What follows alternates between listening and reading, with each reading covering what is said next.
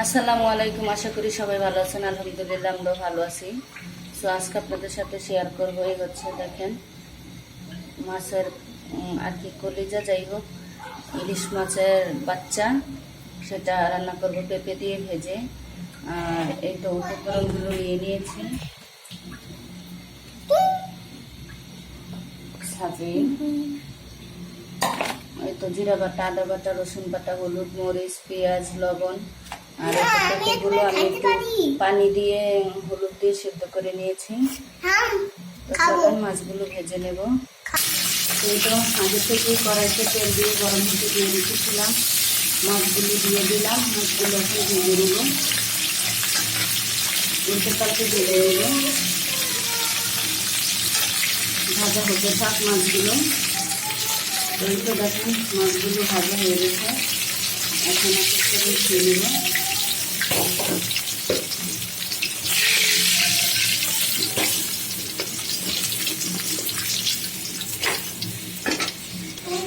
নিলাম এই তো দেখুন পেঁয়াজগুলো দিয়ে নিয়েছি, ভাজা হয়ে গেছে। এখন এই তো মশলাতে একটু পানি দিয়ে নিলাম, পানি দিয়ে মিলিয়ে নিচ্ছি।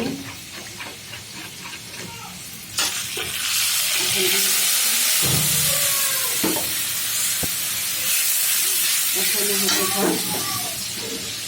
দেখুন মশলাটা সুন্দর কষানো হয়ে গেছে, পেঁপেটা দিয়ে দিচ্ছি।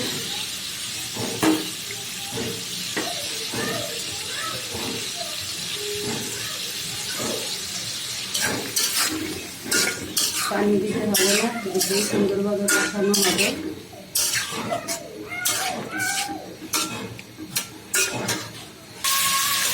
তেলটা একটু বেশি হয়ে গেছে, এগুলো তেল কোনো ঝোল নেই, যার জন্য খালি ভাজি উঠতেছে। তেলে ভাজা ভাজা হচ্ছে, একটু তেল দিয়ে দিচ্ছি। যেহেতু পেঁপের তরকারি একটু ঝোল ঝোল রাখলে ভালো। আর টমেটো সেদ্ধ হয়ে গেছে, তো মাছগুলো দিয়ে দিচ্ছি। কারণ মাছগুলো ভাঙবে না, আগে দিয়ে দিলাম যাতে পেঁপের সাথে মিশে একটা সুন্দর স্মেল বেরোয়।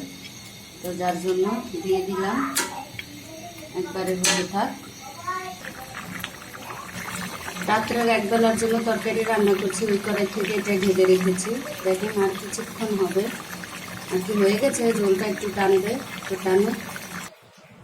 তো দেখেন অবশেষে রান্নাটা হয়ে গেছে। কালারটা কত সুন্দর, কেমন হয়েছে বলবেন, রান্নাটা কমেন্টে জানাবেন, আর লাইক দিয়ে ফুল ভিডিওটা দেখবেন। আল্লাহ হাফেজ।